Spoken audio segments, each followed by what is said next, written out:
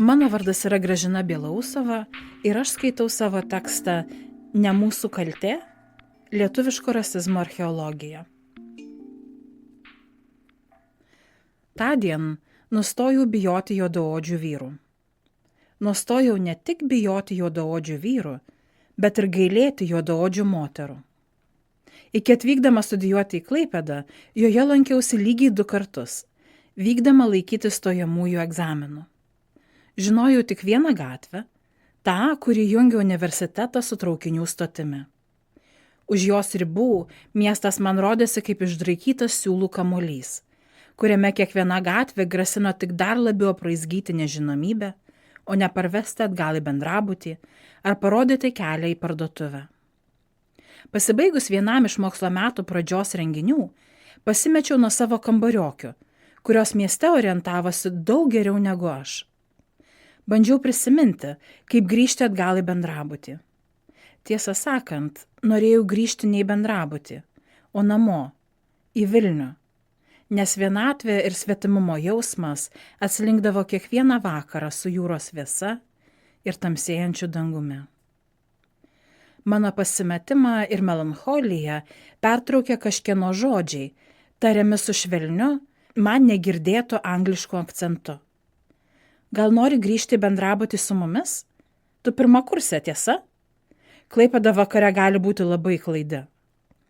Prieš mane stovėjo juodaodis studentas. Kaip netrukus sužinojau, Samuelis iš Ganos. Kiek tolėliau pamačiau jo žmoną Abigailę, kuris stūmė vežimėlį su jųdviejų dukra Faith. Vardai pakeisti.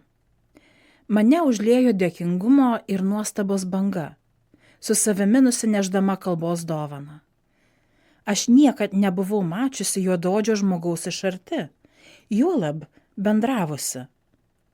Tamsa, plintanti po dangų kaip tiršto rašalo dėmė, priminė, kad dabar nelaikas į tai gilintis, nes galiu taip ir likti stovėti vidury gatvės. Tad tyliai palinksėjusi, nutipenau paskui Samuelį link mūsų laukiančios Abigailės. Jis perėmė vežimėlį žmonos, o ji ištiesė man ranką. Eisim ilgesniu keliu. Su vežimėliu pereiti per geležinkelio tiltą labai sunku. Tikiuosi nieko prieš. Eidami namo šnekučiavomės apie gyvenimą Klaipėdoje, apie mokslus, apie daugybę kitų dalykų. Išsiaiškinome, kad einame į tą pačią bažnyčią. Kad jiems, kaip ir man, kai reikia gaminti studentišką vakarienę, daug skaniau virti ryžius nei kepti bulves. Kad visi 3 nerimaujame dėl politinės situacijos savo šalyse. Baimė ir vienišumas pasitraukė į pakampius laukti kitų progų. Žingsniuodama šalia savo naujųjų draugų, jutau manyje skylant kažkokias nematomas vidinės sienas, kurias net nežinojau turinti. Vėliau bendrabučio lovoje, liuliuojama traukinių bildėjimo ir uosto krovos garsų, suvokiau, kad Samuelis ir Abigailė nebuvo tokie, kokie mano įsivaizdavimu turėjo būti juodaodžiai. Bet jei aš niekad nebuvau mačiusi juodaodžių žmonių, iš kur galėjau žinoti, kokie jie turi būti? Kas ir ko mane apie juos mokė? Ir kodėl Samuelio ir Abigailės normalumas buvo toks trikdantis. Jaučiausi tarsi apgauta, lyg man kažkas būtų melavęs apie pasaulį, apie kitus žmones, apie mane pačią. Kiek dar yra tokių dalykų, kuriais pati to nežinodama tikiu. Tikiu, nes kažkas nejučiamis mane išmokė jais tikėti. Paakinta savo naujos draugystės ir naktinių susivokimų, ėmiausi kaltųjų paieškos. Pamažu, tarsi archeologija kasinėjimuose, iš po užmaršties ir duotybių sluoksnių, traukiau prisiminimus, nutikimus, nuogirdas ir kasdienybės fragmentus, kuriuos kruopščiai lipdžiau vieną prie kito. Po kiekvienu atrastu atsakymu glūdėjo daugiau klausimų, reikalaujančių savo paaiškinimų. Argi aš neskaičiau Tomo Mainrido Jamaikos maronų ir nebijojau, kad neva myriop pasmerktas pavergtasis juodaodis Čakra pagrobęs tikrai gali pražudyti, o gal dar blogiau - išprievartauti gražuolę baltaodę Keitę. Argi aš pernakt su prožektorium po apklotu nerijau Džozefo Konrado Tamsos širdies ir iš jų... Argi aš pernakt su prožektorium po apklotu nerijau Džozefo Konrado Tamsos širdies puslapių ir iš jų nesimokiau, kad juodasis žemynas iškelia ir juodžiausias baltųjų žmonių puses. Argi nesidžiaugiau Robinzono Kruzo herojiškumu ir nepriėmiau kaip savaime suprantamo dalyko, kad nuo savo gentainių žiaurumo išgelbėtas penktadienis te gali būti tik jo tarnas, o ne draugas. Argi nežiūrėjau National Geographic ir kitų kelionių laidų, kuriuose Afrika tai tik gamta, tik liūtai ir raganosiai, tik savanos ir džiunglės, tik dykuma ir senovės istorija, pasiekinti mus sarkofagų ir piramidžių pavidalais. O jei ten ir yra žmonių, jie baisus ir atgrasūs savo skurdu, savo epidemijomis, savo badu, savo nesuvokiamu ir nepaaiškinamu žiaurumu ir kariniais konfliktais. Ypač vyrai su karinėmis uniformomis, mačetėmis ir kalašnikovais. Argi aš pati nepirkau UNICEF atvirukų, kad padėčiau Afrikoje skurstantiems vaikams? Argi aš pati paauglystėje nenorėjau tapti akušere, kad galėčiau dirbti su gydytojais be sienų ir gelbėti vargšes moteris Afrikoje ir Azijoje, kur jos masiškai miršta nuo išvengiamų nėštumo ir gimdymo komplikacijų.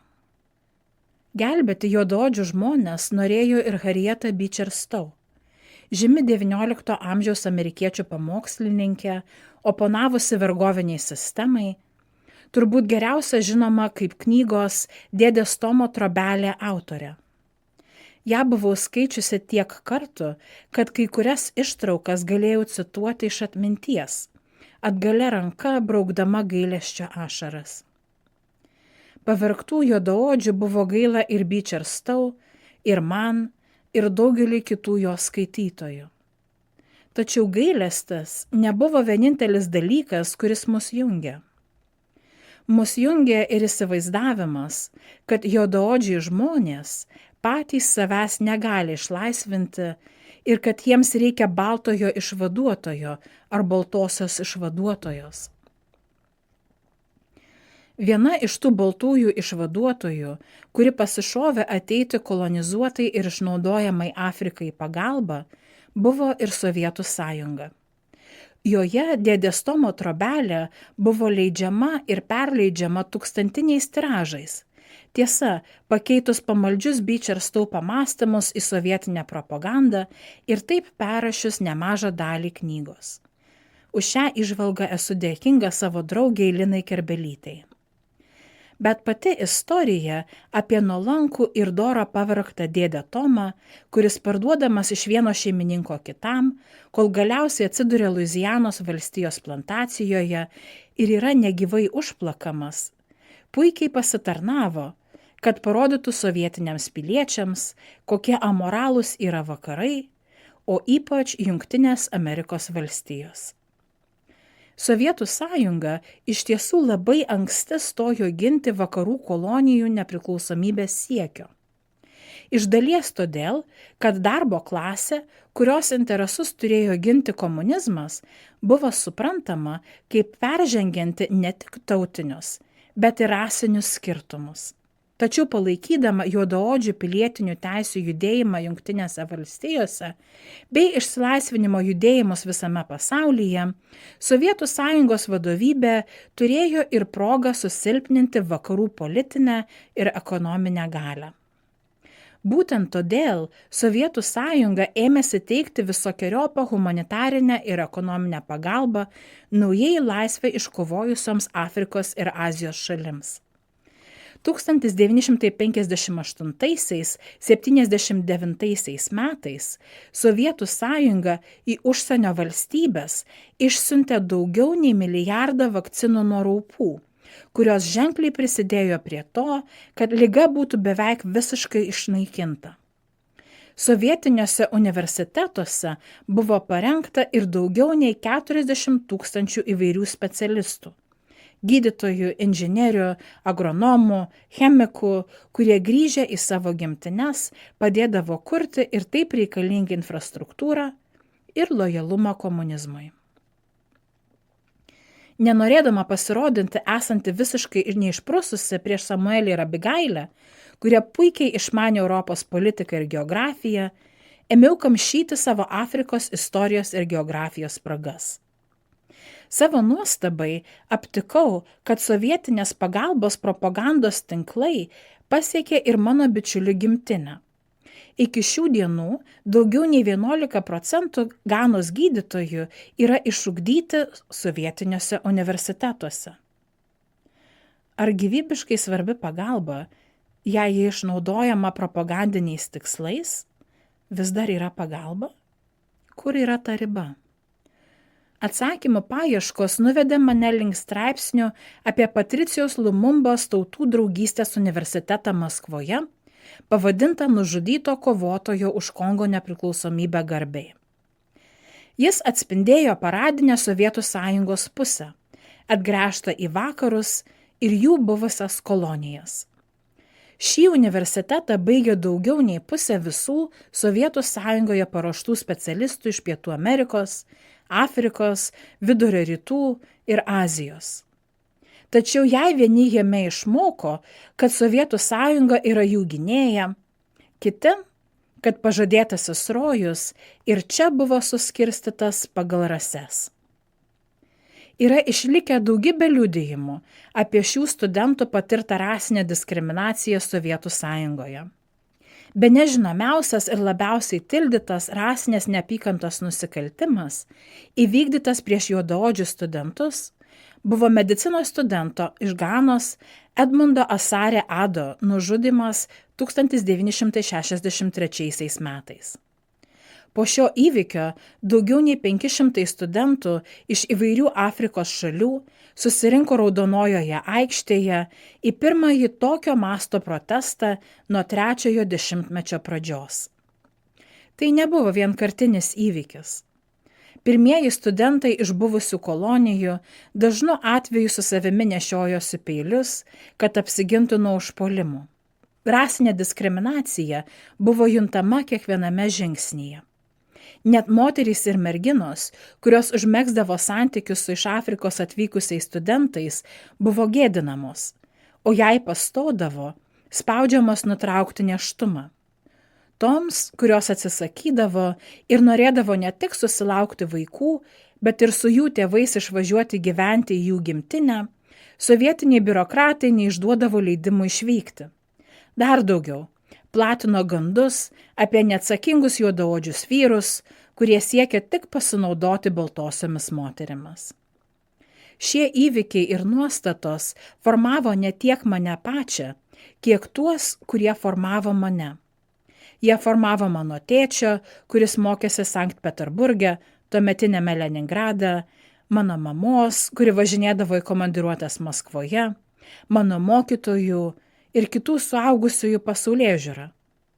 Jie formavo ir tuos policininkus, kurie kai skustagalviai perskėlė Samueliui galvą vien dėl to, kad jis, būdamas juodaodis, drįso vieną vakarą eiti į parduotuvę mišinuko savo dukrai, atsisakė pradėti tyrimą dėl rasinės neapykantos ir įvardijo tai kaip paprastą chuliganizmą. Į anekdotus, pasakojimus apie kitų rasių žmones, pirmą kartą atkreipiau dėmesį praėjus kuriam laikui po Samuelio užpuolimo. Per pietų pertrauką skaičiau vietinį laikraštį. Paskutinėme puslapyje po kryžiažodžiu ir privalomais horoskopais, kaip visada, pačioje buvo surinkti niekam nejuokingi anekdotai. Tądien mano akys už jų užkliuvo, nes viename iš jų žiojėjo tas žodis iš N raidės. Kukluksklano štabas. Sakykite, kaip įstoti jūsų organizaciją? Labai paprastai, reikia pakloti 6 ir 1 katiną. O katiną už ką? Sveikinu, jūs priimtas. Man užgniaužė kvapą. Ar tie policininkai, kurie neižvelgia rasinės neapykantos, kai buvo sužeistas mano bičiulis, šiandien kikeno iš šio anekdoto? Dar sykį peržiūrėjau visą anekdotų skiltį. Kaip aš nemačiau anksčiau. Juokeliai apie kitų tautų ir rasių žmonės sudarė didesnę jos dalį. Ne tik jos. Didesnė tų anekdotų, kuriuos pasakojo anekdotų karaliai, kiemo draugai, radijo pranešėjai, mano tėvai, net ir aš pati dalį. Mes juos paveldėjome tarsi kokį archyvą iš Sovietų Sąjungos. Ir kadangi niekaip negalėjome savo iki galo pasakyti tiesos apie savo rasinę vaizduotę ir kas ją suformavo, negalėjome to archyvo atsikratyti, net ir iškovoję nepriklausomybę. Todėl ir toliau juos pasakojame.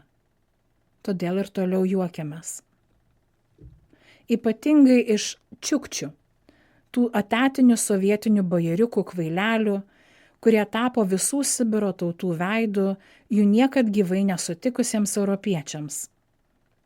Juoktis iš čiukčios, kuris lenda į šaldytuvą, kad sušiltų, juk lengviau nei kalbėti apie tai, kad Sovietų Sąjunga tęsė imperinės Rusijos kolonijinę politiką ir aktyviai naikino jų kalbas, kultūras, meną, gyvenimo būdą, per prievartą siųsdavo jų vaikus į internatus, kurie buvo žeminami ir skriaudžiami.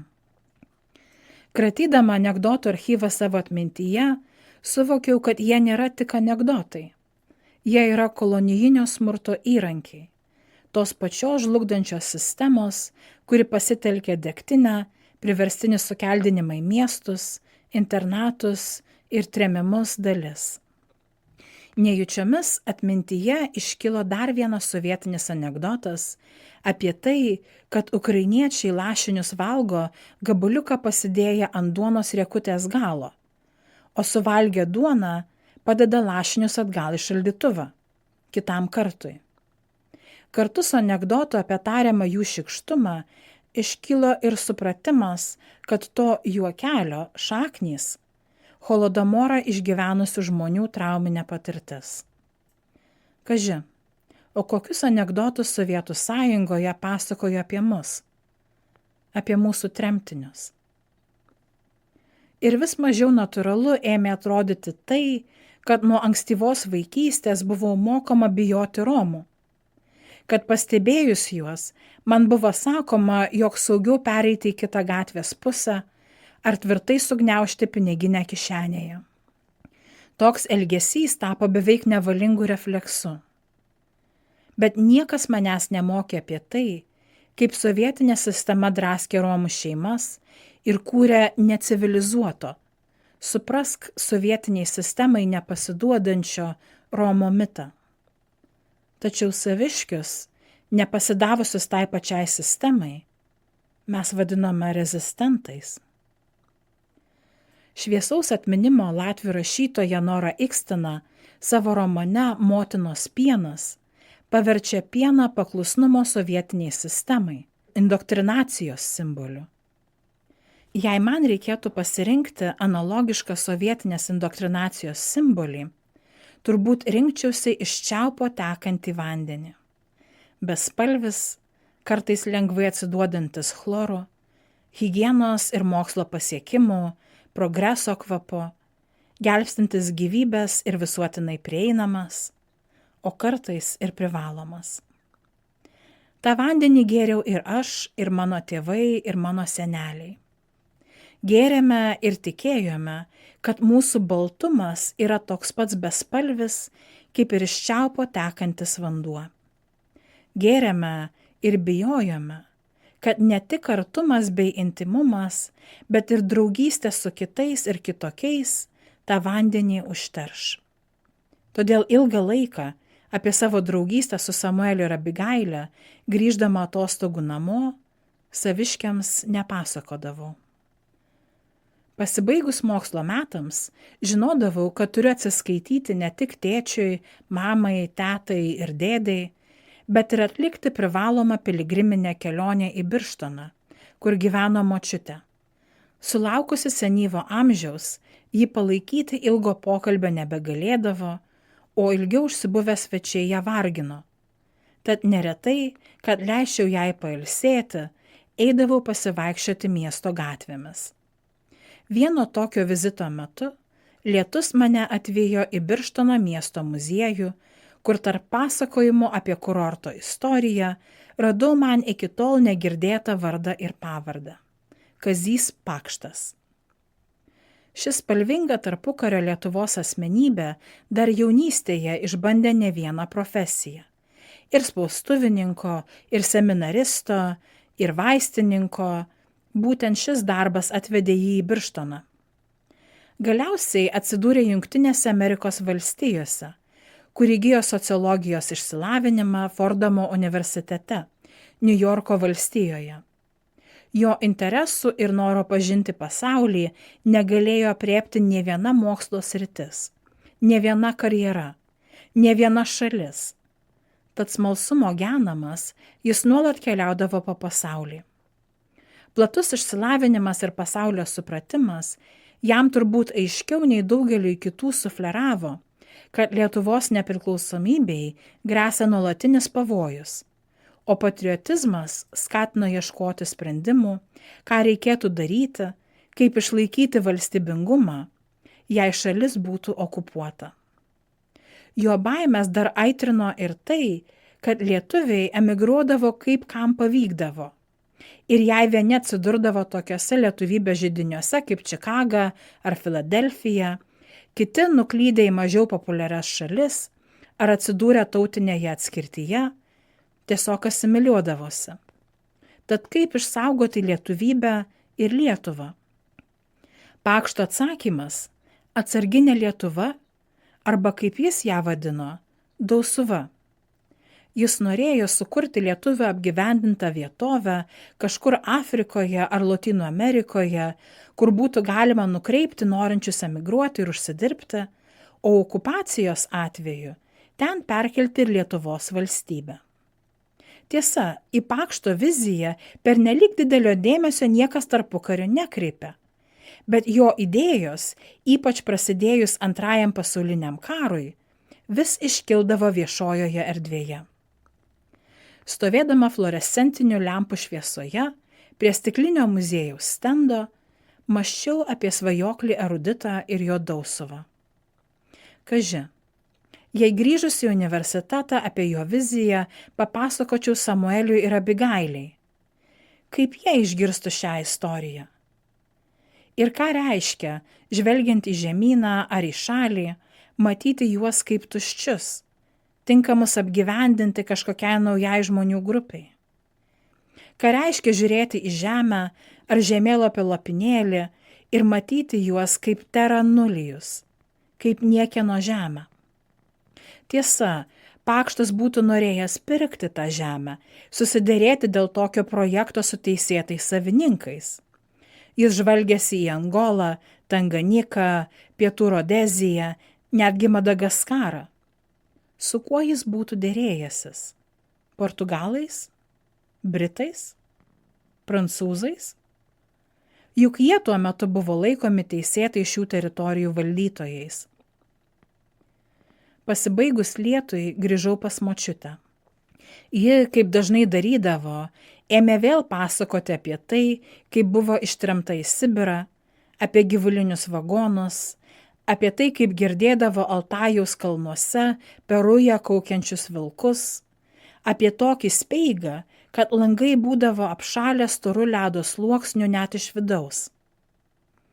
Kaži, ar Pakšto atsarginė Lietuva būtų išgelbėjusi ją nuo tremties?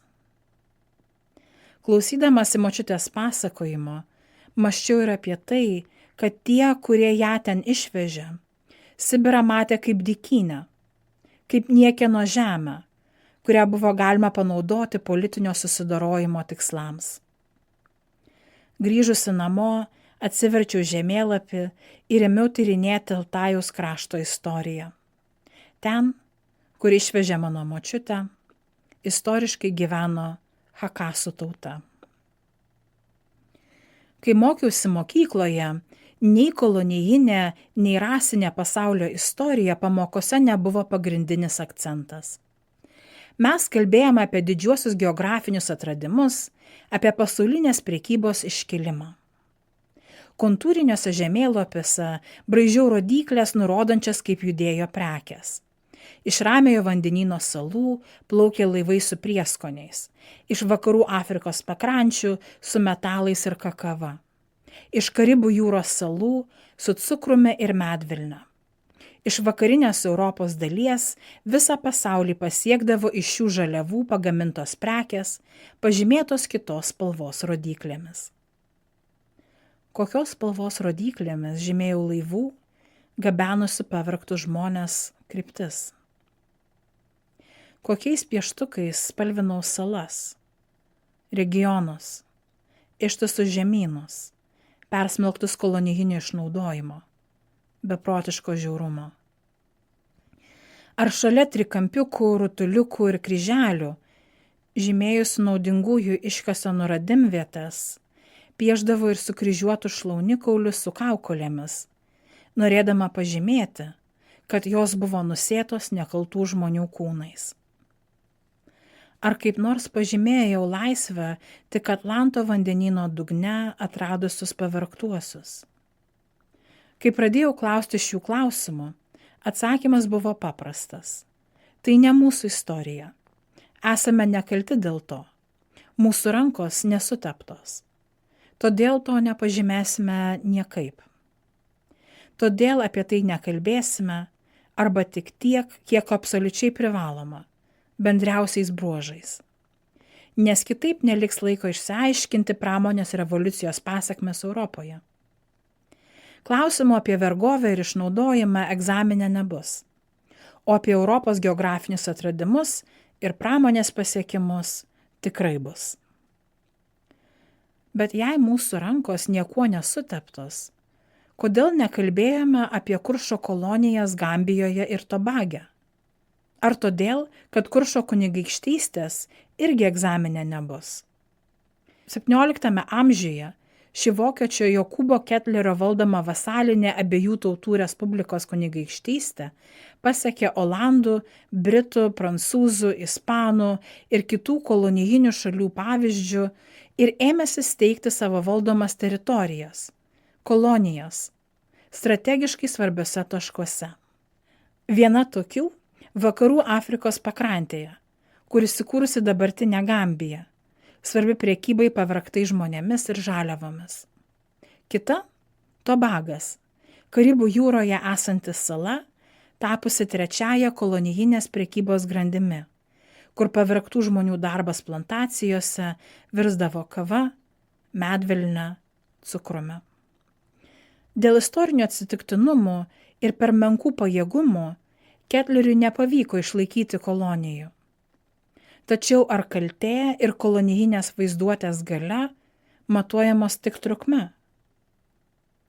Vėliau, daug vėliau, bičiulis istorikas Džonas Freemanas man papasakojo, kad Kuršo kunigaikštystė aktyviai prekiavo pavergtais žmonėmis ir netgi siūlėsi parūpinti iki 1000 pavergtųjų per metus Ispanijos sosto reikmėms. Prekyba kolonijinėmis prekėmis, cukrumi, medvilne, prieskoniais, tabaku, kava, egzotiškų paukščių plunksnomis, vėžlių kiautais gerokai papildydavo Kuršo biudžetą, o šis savo ruožtu Lietuvos ir Lenkijos. Ar mes nepasakojame apie Kuršą, nes vasaliniai ryšiai tolina mus nuo šių įvykių? O gal todėl, kad to būta per seniai, per trumpai, per mažai? Nuo įvykių Klaipėdoje prabėgo nemažai laiko, per kurį išmokau prisijaukinti ne vieną miestą Lietuvoje ir užsienyje. Buvo šilta birželio popietė Šiaurės Karolinoje. Kroviausi daiktus į lagaminą, niūniuodama Another Suitcase in Another Hall iš Andrew Lloyd Webberio Evitos. Ryt laukė ilgas skrydis į Lietuvą, o prieš tai dar porą darbinių sustojimų kitose Europos miestuose. Suvibravo telefonas. Žinutė iš mano tuometinio draugo, su kuriuo susitikinėjau jau porą mėnesių. Darbą baigė anksčiau, kad galėtume atsisveikinti. Tuoj bėgiu krauti lagaminą ir būsiu laisva, atrašiau. Netrukus atskriejo atsakymas. Nenori ir manęs kartu pasiimti? Ar galėčiau? Ar būtų saugu eiti Vilniaus gatve ir laikyti susikibus už rankų su nebaltaodžiu vyru? Jei tu gyvas, atplauk balta pieno puta. Ach taip, Eglė Žalčių karalienė, sulaužiusi nerašytą draudimą mylėti kitą ir kitokį. Prieš tai, kai socialinių medijų komentarų skiltyse vietiniai vyrai galėjo grasinti kitų rasų ir tautybių vyrams bei lietuviams, kurios drįso juos pamilti ir kurti su jais šeimas, prieš sovietinius draudimus išvykti moteriams gyventi su mylimaisiais iš trečiojo pasaulio šalių, prieš daugelį kitų oficialių ir neoficialių kliučių, kurios stojo skersai žmonių meilės, buvo pasakos. Ar tikiu, kad ši pasaka nėra šiandieninė tikrovė, kurioje pamilti nesavą reiškia pačiai prisiprašyti tragedijos? Ar pamilti nesavą vis dar reiškia pateisinti vietinių vyrų įtūžį ir smurtą? Kaip mes girdime, kaip buvome mokomi suprasti Eglės brolių poelgį? Ar kaip neišvengiamą pasakmę, ar kaip betiksliai nepateisinamą įtūžį? Mintyse kratau pokalbis per pamokas ir po pamokų, namuose ir kieme. Kodėl neatsimenu, kad kas nors būtų kėlęs tokius klausimus? Kodėl aš jų nekėliau? Ar šiuos klausimus pati pradėjau kelti tik tada, kai gyvendama užsienyje išmokau, kad žmonių ryšiui ir meiliai, tautybė ir rasė nėra kliūtys? Ar tada, kai viešai pasisakiau apie Black Lives Matter judėjimą, man pačiai komentaruose žadėjo likimą negeresnį nei Žilvino ar Eglės? O gal tada, kai pati ėmiau abejoti, kad pamilusi ne tą, ne tokį, ne tokios odos spalvos, galiu prisišaukti ne baltą, ironiška tiesa, pieno putą, o juodą kraujo putą? Ar tai viskas, ką turime? Ar mūsų rasinė vaizduotė, poreikis užtikrinti išlikimą, siekiantis mitinius laikus, mums gali pakuždėti tik tai, kad norom nenorom esam vis tik įrašyti, tegu ir smulkiom raidėm, bet į Europos kolonijinę pasaulėkurą? Šis klausimas virš manęs kabojo ilgus metus, kol viename iš doktorantūros seminarų neperskaičiau istoriko C.L.R. Jameso klasika tapusios knygos Juodaodžiai Jakobinai apie Haičio nepriklausomybės karą. Kai ją aptarinėjome seminaro metu, dėstytojas staiga atsisuko į mane ir minutėlę pamastęs paklausė: Tu iš Lietuvos, taip? Taip, teisingai. Kodėl klausėte? Ar esi girdėjusi apie kareivius iš abiejų tautų respublikos, kurie atvyko į Haitį, kad kovotų prancūzų pusėje, bet po kiek laiko suprato, kas ten vyksta iš tikrųjų ir perėjo pas haitiečius? Pirmą kartą girdžiu. Pasidomėk. Labai įdomi istorija. Nereikia nesakyti, kad popietę praleidau bibliotekoje, ieškodama, kad ir menkiausių užuominų apie šį nutikimą. Straipsnis po straipsnio, puslapis po puslapio, ėmė vertis dar vieną man nežinomą istoriją.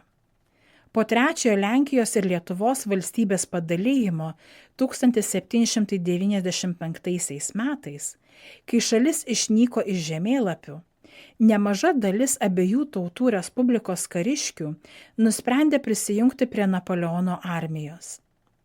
Juos vedė ne tiek susižavėjimas Prancūzijos valdovų, kiek viltis, kad šiam sutriuškinus Prūsiją ir Rusiją, jie galės atkurti savo valstybę. 1802 metais Napoleonas išsiuntė 5200 Lenkų karių pulką į Haitį malšinti revoliucijos. Tačiau tikrosios priežasties neatskleidė. Jiems buvo pasakyta, kad reikės padėti suvaldyti kalinių sukilimą. Neilgai trukus abiejų tautų respublikos pulkai susidūrė su realybe. Tropinėmis lygomis, prancūzų karių panieka, neišmokamais atlyginimais ir priverstiniu dalyvavimu žudynėse. Taip vadinamieji Lenkų pulkai suprato, kad kaunasi ne toje pusėje ir kad Napoleonas net neketina spręsti jų valstybės klausimo. Prie nusivylimos ženkliai prisidėjo ir tai, kad didelė jų dalis, daugiau nei 3/4, mirė mūšiuose arba nuo tropinių ligų. Likusieji susivokė ir prisijungė prie sukilusių juodaodžių, bei padėjo jiems laimėti prieš prancūzus. Po revoliucijos, kai Haitis tapo pirmąją suverenę šiuolaikinę juodaodžių valstiją, kurioje juodaodžių suverenitetas buvo įrašytas konstitucijoje, sukilėlių pusėje kovojusiems baltaodžiams, taip pat ir atvykusiems iš abiejų tautų respublikos, buvo suteiktas garbės juodaodžio statusas ir visos teisės, kurias turėjo ir anksčiau prancūzų pavergti juodaodžiai. Iš išlikusių dokumentų matyti, kad Haičio sukilimo vadai abiejų tautų respublikos situaciją suprato ir užjautė daug labiau nei Napoleonas. Pavyzdžiui, pirmasis Haičio valdovas po revoliucijos, Žan-Žakas Desalinas, Lenkus vadino baltaisiais Europos juodaodžiais, taip išreikšdamas solidarumą ir palaikymą jų kovoje už nepriklausomybę. Daugiausiai informacijos apie šiuos įvykius radau Jano Pahonskio ir Ruel Wilson knygoje Poland's Caribbean Tragedy – A Study of Polish Legions in the Haitian War of Independence 1802–1803, kurią labai rekomenduoju. Ar tarp abiejų tautų respublikos pulkų buvo ir lietuvių? Na, taip kaip mes šiandien suprastume lietuvius. Sunku pasakyti, nes žmonės apie savo tapatybę tuomet galvojo kitaip. Tačiau nebejotinai buvo tų, kurie buvo kilę iš Lietuvos. Istorija tų 500 kareivių, kurie pasiliko Haityje, kurie kovojo už pavergtų žmonių laisvę, kurie matė jų laisvės ir nepriklausomybės siekį kaip vertą kovos, yra ir mūsų istorija. Užvertusi knygą, dar kurį laiką sėdėjau savo taip mėgstamoje tyliojoje skaitykloje.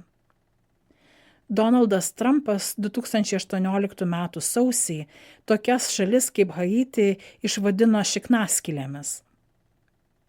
Jei žinotume šią savo istorijos dalį, ar būtume labiau pasipiktinę, ar būtume stoję į gynybą, užuot juokėsi iš jo pasisakymo Lietuvoje? Ar būtume atpažinę bendrą kovą už žmogiškąjį orumą taip, kaip jie kadaise ją atpažino mumyse? Whose streets? Our streets. Whose streets? Our streets. Protestuotojų minia skandavo į viršų iškėlusius sugniaužtus kumščius, juodaodžių kovos už politinės teisės ir laisvės ženklą.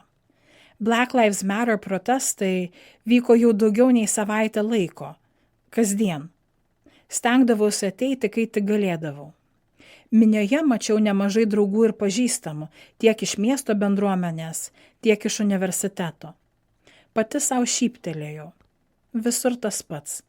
Į protestus ir akcijas susirenka pažįstamas branduolys, ant kurio ir laikosi daugelis pilietinių iniciatyvų.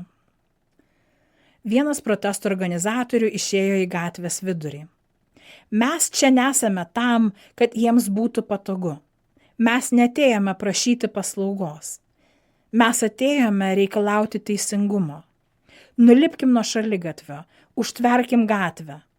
Mes nesitrauksime tol, kol nebūsime išgirsti. Manyje viskas nuščiuvo. Tik prasidėjus protestams, universitetas išsiuntė laišką visiems studentams iš užsienio, kuriame labai aiškiai pasakė, kad jei būsime sulaikyti, universitetas anuliuos mūsų vizas ir turėsime grįžti namo nebaigę mokslų. Jei nulipsiu nuo šaligatvio į gatvę, bet kuris policininkas turi teisę mane sulaikyti. O tada sudie doktorantūrą. Priėjau prie šaligatvio krašto, bet nulipti nedrįsau. Per megafoną išgirdau pažįstamą balsą. No justice, no peace. Viduryje gatvės prieš minę stovėjo mano draugė ir bendramokslė iš Latvijos, Izabela, vardas pakeistas. Kaip visad elegantiška, pasitempusi ir nesukalbamai ryžtinga. Bet Izabela juk irgi užsienietė, su ta pačia suknista F1 studentiška viza. Ir ji gavo tą patį laišką. Jutau, kaip oras stringa kažkur krūtinėje, o vaizdai aplinkui liejasi. Ar mano juodaodžiai draugai, dėstytojai, kaimynai yra verti tokios rizikos? Ar dėl jų būčiau pasiryžusi stovėti gatvės viduryje?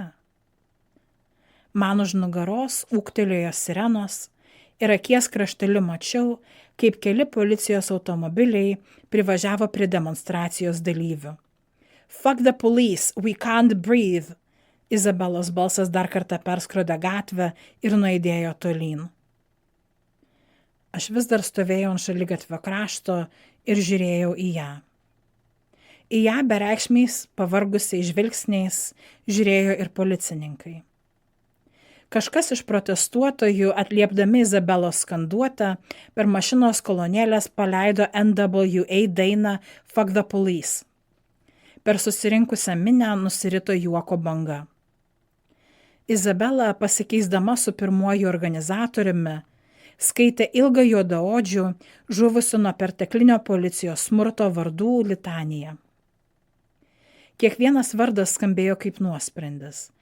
They have the authority to kill the minority, per kolonėles repavo Ice Cube. Ko šiandien verti mano antirasistiniai principai?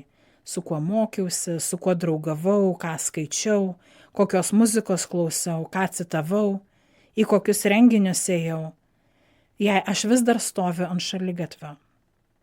Ateisi? Gatvės viduryje stovėjo Izabela, dabar jau be megafono. Jau ateinu.